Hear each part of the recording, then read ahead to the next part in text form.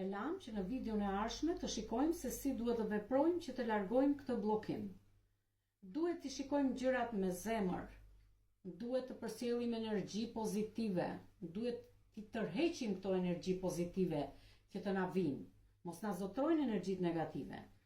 Problemi është që nuk duhet të rrim të pasigurt dhe të menduar se kjo gjë na ka pushtuar dhe o bo, ne nuk shlirohemi se mund të përsëritet prap e prap. Jo, duhet të shikojmë këto lajme që na vinë, duhet të mendohemi thellë se si të veprojmë.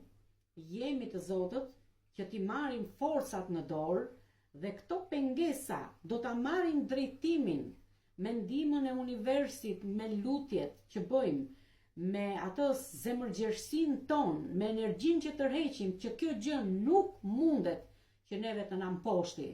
Dhe atëhera jemi të realizuar, kjo gjë kalon. S'na mund asgjë dhe atëhera i dalim të fituar.